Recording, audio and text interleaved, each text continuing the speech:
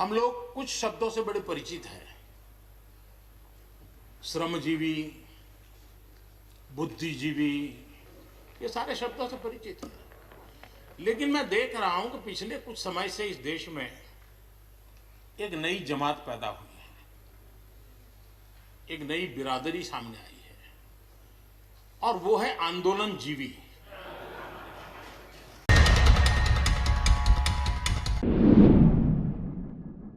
जरा सोचिए, जिस मुल्क को 7 दशक यानी 70 साल के आंदोलन के बाद आजादी नसीब हुई हो, उस देश का प्रधानमंत्री पार्लियामेंट में खड़े होकर मजाकिया अंदाज में कह रहे हैं, आंदोलन जीवी टोली से बच कर रहें। डॉक्टर राम मनोहर लोहिया ने कहा था कि अगर सड़कें सूनी हो जाएं तो संसद आवारा हो जाती है। लोहिया अगर आज जिंदा होते तो मुल्क के चौकीदार महोदय उन्हें भी आंदोलन जीवी कहकर बेइज्जत कर रहे होते। दरअसल प्रधानमंत्री नरेंद्र मोदी 2 महीने से ज्यादा वक्त से चल रहे किसान आंदोलन और उसे मुल्क से लेकर इंटरनेशनल लेवल पर मिलने वाले सपोर्ट से बौखला गए हैं। शायद नरेंद्र मोदी ये बर्दाश्त नहीं कर पा रहे हैं कि लोग किसान आंदोलन से जुड़ते जा रहे हैं। ऐसा मैं इसलिए कह रही हूं क्योंकि उन्होंने संसद में आंदोलनकारियों और उन्हें सपोर्ट करने वालों पर तीखा तंज किया है। उम्मीद करी जा रही थी कि लगभग 2.5 महीने से चल रहे किसान आंदोलन के सामने मोदी संसद में कुछ झुकते दिखाई देंगे और आंदोलनकारी किसानों के हक में कुछ ऐसा बोलेंगे जिससे सरकार और किसानों के रिश्ते में जमी बर्फ पिघलेगी। लेकिन हुआ इसका बिल्कुल उल्टा। मोदी ने आंदोलन कर रहे लोगों और इस आंदोलन को सपोर्ट करने वालों पर ही निशाना साधते हुए राज्यसभा में कहा कि कुछ लोग लगातार देश को अनस्टेबल करने की कोशिश कर रहे हैं और हमें इन्हें पहचानना होगा।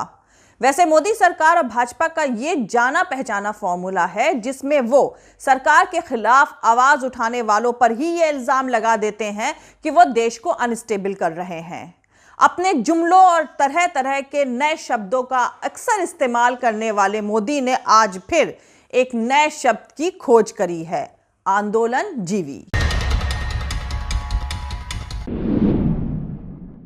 उन्होंने कहा कि पिछले कुछ वक्त से देश में एक नई जमात पैदा हुई है और इसका नाम आंदोलन जीवी है। यह जमात वकीलों, स्टूडेंट्स, मजदूरों के आंदोलनों यानी सभी जगहों पर नजर आती है। मोदी ने कहा कि देश ऐसे आंदोलन जीवी लोगों से बचे।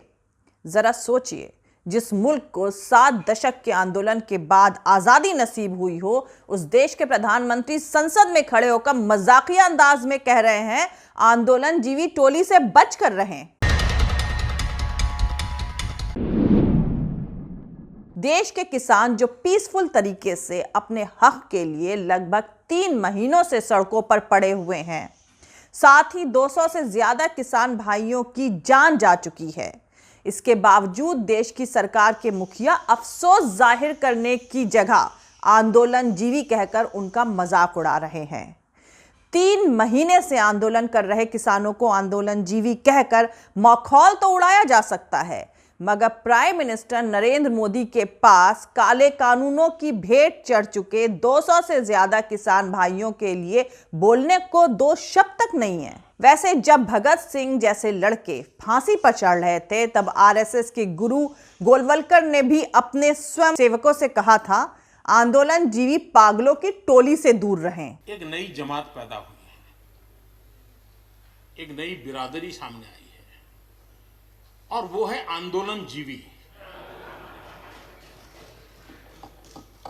ये जमात आप देखोगे, वकीलों का आंदोलन है वो ना वहां नजर आएंगे, स्टूडेंट का आंदोलन है वो वहां नजर आएंगे, मजदूर का आंदोलन है वो वहां नजर आएंगे, कभी पर्दे के पीछे कभी पर्दे के आगे। एक पूरी टोली है जी जो आंदोलन जीवी है।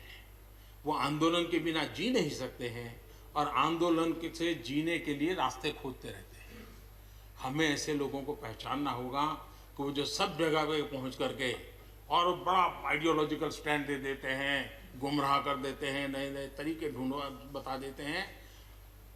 देश आंदोलन जीवी लोगों से बचे, इसके लिए हम सबको, और ये उनकी ताकत है। उनका क्या है, खुद खड़ा नहीं कर सकते चीजें, किसी की चल रही तो जाके बैठ जाते हैं, वो अपना जो जितने दिन चले चल जाता है उनका। ऐसे लोगों को पहचानने की बहुत आवश्यकता है। ये सारे आंदोलनजीवी परजीवी होते हैं।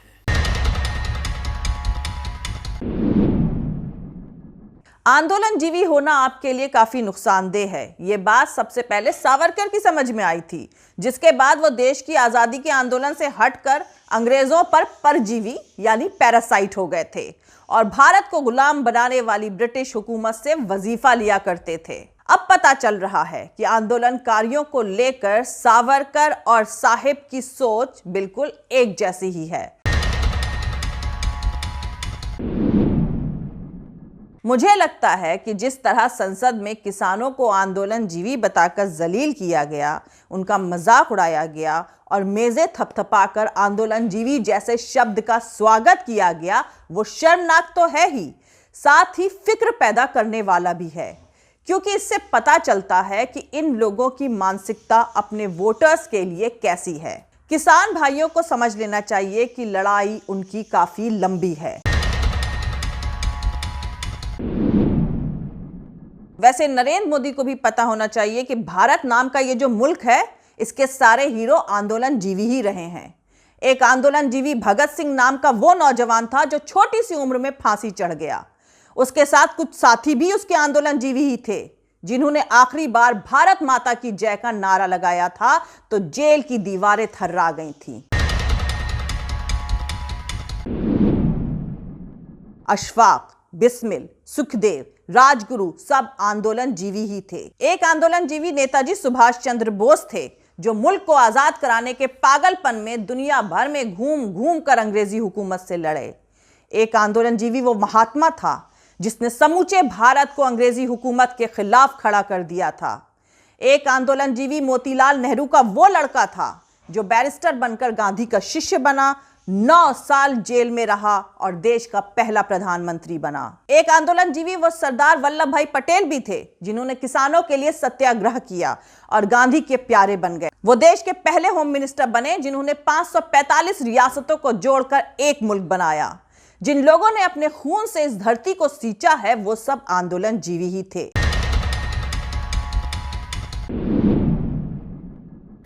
ये सारे आंदोलनजीवी परजीवी होते हैं।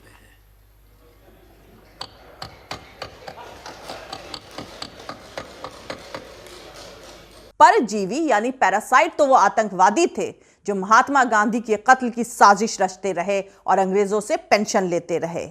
परजीवी तो वो आतंकवादी था जिसने हिंदू हित के नाम पर एक निहत्थे बूढ़े महात्मा को गोली मार दी थी। परजीवी तो वो नेता हैं जो गांधी के भारत में सत्ता पर इस वक्त काबिज हैं और चुपके चुपके गांधी के कातिलों का महिमा गान करते हैं। अगर सत्ता में बैठा कोई शख्स आपसे कहता है कि आंदोलनजीवियों से दूरी बना लो, तो इसका मतलब है कि वो अंग्रेजों के रोल में है। वो आपको अपने नेशनल हीरो के रास्ते से भटकाने और आपको अपने हक की लड़ाई से दूर करने की चाल चल रहा है। जिनको सत्ता ही फर्जी आंदोलनों से मिली हो, वो आंदोलन का मजाक उड़ा सकते हैं, क्योंकि अब आंदोलन उनकी कुर्सी के लिए खतरा है। मुल्क को आंदोलन से नहीं, उस सियासी झूठ और फर्जी तमाशे से खतरा है जो अवाम के खिलाफ रचा जाता है। आंदोलनजीवी टोली ने ही भारत नाम के मुल्क की बुनियाद रखी है। प्रधानमंत्री नरेंद्र मोदी ने संसद में बहस में भाग लेते हुए कहा कि देश को फॉरेन डिस्ट्रक्टिव आइडियोलॉजी यानी एफडीआई से बचाना जरूरी है। उन्होंने कहा, देश का विकास हो रहा है और हम एफडीआई की बात कर रहे हैं, पर देश में एक नए किस्म की एफडीआई आ रही है। हमें देश को इस एफडीआई से बचाना है। किसान आंदोलन के सपोर्ट में ग्रेटा थनबर्ग और पॉप स्टार रियाना के ट्वीट करने के बाद पूरी मोदी सरकार और भाजपा ने उन पर हमला बोल दिया। इसे भारत के इंटरनल मामलों में दखल और देश के खिलाफ साजिश बताया जा रहा है। तब कई लोगों ने यह सवाल पूछा था कि किसानों के सपोर्ट में किया गया एक ट्वीट भर से आखिर ऐसा क्या हो गया कि पूरी मोदी सरकार सिर के बल खड़ी हो गई है। खैर, मोदी ने एफडीआई का मतलब फॉरेन डिस्ट्रक्टिव आइडियोलॉजी बताया है, जबकि इसका असली मतलब फॉरेन डायरेक्ट इन्वेस्टमेंट होता है, यानी विदेशों से भारत में आने वाला निवेश।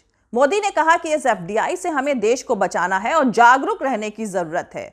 मोदी का इशारा ग्रेटा थनबर्ग, रियाना, मिया खलीफा के ट्वीट की तरफ था। और इसलिए उसी प्रकार से एक नया मैं चीज देख रहा हूं, देश प्रगति कर रहा है, हम एफडीआई की बात कर रहे हैं, फॉरेन डायरेक्ट इन्वेस्टमेंट, लेकिन मैं देख रहा हूं इन दिनों एक नया एफडीआई मैदान में आया है। ये नए एफडीआई से देश को बचाना चाहिए, एफडीआई चाहिए, फॉरेन डायरेक्ट इन्वेस्टमेंट, लेकिन ये जो नया एफडीआई नजर का आ रहा है, ये नए एफडीआई से जरूर बचना होगा। और ये नया एफडीआई है फॉरेन डिस्ट्रक्टिव आइडियोलॉजी,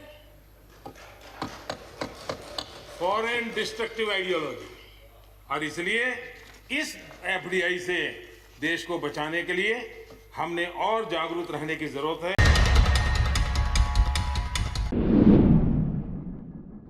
देश में शायद आजादी के बाद ये पहला मौका होगा जब लाखों लोग अपनी मांगों को लेकर राजधानी के चारों ओर आकर बैठ गए हों। पंजाब, हरियाणा से आगे ये आंदोलन कई और राज्यों में फैल चुका है, लेकिन सरकार अभी भी इसे एक स्टेट का, एक राज्य का आंदोलन बताने पर तुली हुई है। देश को 70 साल की रिकॉर्ड बेरोजगारी देने वाली सरकार कह रही है वो खेती में सुधार लागू करेगी। कैसा सुधार? एक अकेला कृषि सेक्टर ही इस वक्त फायदे में है, बाकी तो सब डूब चुका है। ये कानून ऐसे वक्त लागू किए जा रहे हैं जब देश में करीब 15-16 करोड़ लोगों ने अपनी नौकरी गंवा दी है। ये कॉन्ट्रैक्ट फार्मिंग को लागू करने के लिए परेशान हैं, लेकिन ये नहीं बता सकते कि खेती छोड़ने वाले लोगों के लिए रोजगार कहां है। पीएम ने आज सदन में जो कुछ भी बोला उसमें किसानों के किसी भी सवाल का जवाब नहीं था। वो सिर्फ और सिर्फ चुनावी लंतरानियां कर रहे थे। जय हिंद, सत्यमेव जयते, अल्लाह हाफिज। दोस्तों, हमारा पूरा वीडियो, दूसरे और वीडियोस देखने के लिए हमारा YouTube channel political Tamasha with doctor Arshi को सब्सक्राइब करके वहां पे लगी बेल आइकॉन को जरूर दबा दें ताकि आपको हमारे आने वाले हर वीडियो की अपडेट्स मिलती रहे।